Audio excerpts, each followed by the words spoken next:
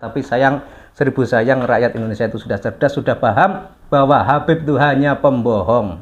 Meskipun belakangan ini rakyat Indonesia itu sudah paham dan sudah tahu kalau Habaib bukanlah dzurriyyah Nabi, tapi pihak Habaib itu kelihatannya belum bisa menerima semua itu.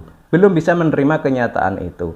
Terbukti dari ceramah-ceramah mereka yang masih mengklaim sebagai dzurriyyah Nabi atau sebagai cucu Nabi. Dan di sini ada sebuah video yang justru malah lebih parah lagi. Jadi dia itu membandingkan kemuliaan Habaib dengan kiai. Kita simak videonya ya. Jadi Habib itu jauh lebih mulia daripada menjadi ulama. Jadi jelas ya, dia bilang itu menjadi Habib itu lebih mulia daripada menjadi ulama. Jadi kalau kita melihat seperti ini itu kan jelas ya, Habib itu memang bukanlah identitas, tapi sesuatu yang bisa diusahakan. Kan seperti itu. Wow. Dan cinta kepada sesuatu yang lebih mulia itu lebih diutamakan.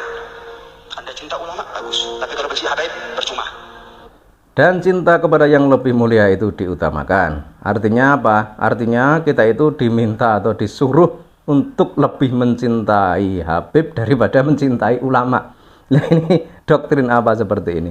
Jadi kan kelihatan banget ya, memang para Habib itu mungkin sedang panik ya. Karena kalau kita lihat belakangan ini kan ya harga diri atau mungkin apa ya, identitas apa ya, identitas Habib itu kan sudah sudah tidak begitu diperhitungkan lagi oleh rakyat Indonesia ya.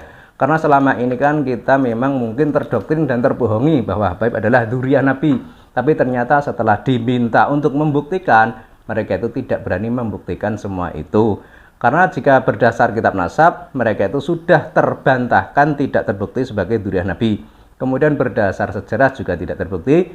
Kemudian melalui tes DNA juga tidak berani. Dan sayangnya para Habaib itu tidak berani atau tidak mau mengakui, tidak mau mendeklarasikan diri kalau mereka itu bukanlah dzurriyyah Nabi. Itu menjadi masalah yang ada saat ini. Karena kalau misalkan mereka itu sudah berani deklarasi, menyatakan diri bahwa Habaib bukanlah dzurriyyah Nabi, ya mungkin rakyat Indonesia akan menerima semua itu.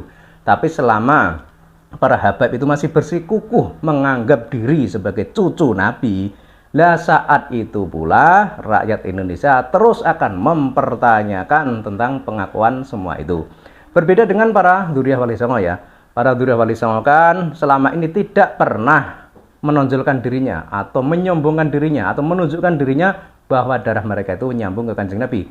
Padahal faktanya justru terah dari Wali Songo inilah yang nyambung ke Kanjeng Nabi, baik berdasar kitab nasab, berdasar sejarah maupun tes DNA. Tapi ya sekali lagi para dzurriyyah Wali Songo tidak mau menyombongkan diri, tidak mau memunculkan diri kalau mereka itu adalah dzurriyyah Kanjeng Nabi.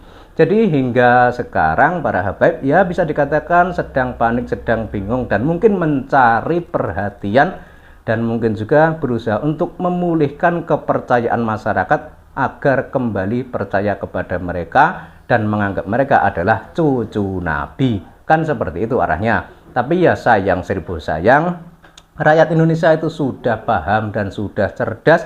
Karena selama ini kita lihat segelintir oknum Habib itu suka mencaci maki pemerintahan yang sah. Ada juga yang berani menghina kiai dan ulama pribumi Nusantara dengan membandingkan dengan perbandingan yang tidak seimbang.